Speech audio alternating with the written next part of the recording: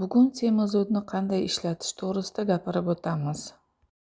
Qadimgi tabobatda aytilishicha, semizodni yangi holida iste'mol qilinganda kuchli o't haydaydi, ya'ni safro haydaydi, jigarni tozalaydi, chanqoqni bosadi, bavosir, ya'ni gemoroyda foyda qiladi.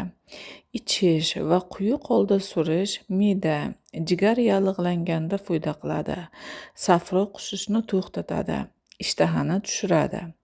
Semizodni un va yog' bilan qovurib yeyilsa, safroli ich ketishni to'xtatadi, ichaklarga quvvat bo'ladi. Ichak shilinganida va safroli ich o'tganda semizod bilan o'qna qilinadi.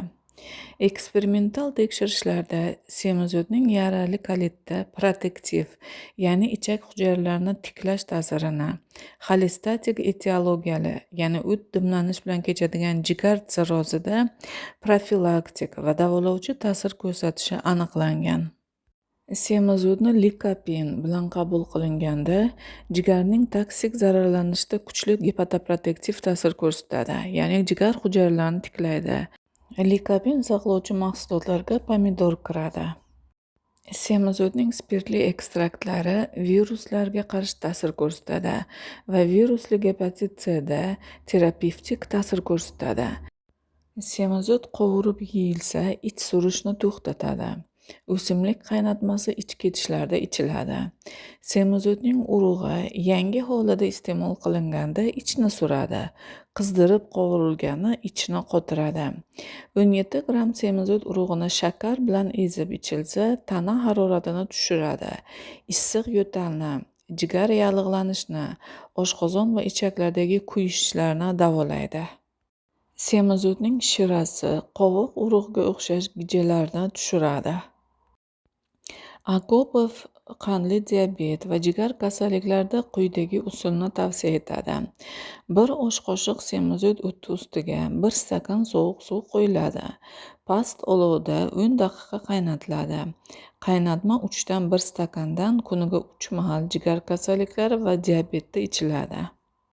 Semizod o'simligining ekstrakti insulin ishlab chiqaruvchi Langergans orolchalarini stimullaydi, gipoglikemik, antioksidant va yallig'lanishga qarshi ta'sir ko'rsatadi va qandli diabetda tomirlar devorini zararlanishdan himoyalaydi. O'simlikning suvli ekstrakti ichilganda qandli diabetda buyraklarning zararlanishidan himoyalaydi. Semizod o'simligi iste'mol qilinganda qandli diabetning ikkinchi turida sistolik arterial qon bosimining asoratsiz tushirilishiga yordam beradi. Ammo semizodning antidiabetik ta'siri yangi uzilgan o'simlikda kuchli bo'ladi va so'lishi davomida kamayib boradi. O'simlik urug'i ham antidiabetik ta'sirga ega. Ularni 5 grammdan kuniga 2 mahal ichilsa, kuchli gipolipidemik va gipoglikemik ta'sir ko'rsatadi.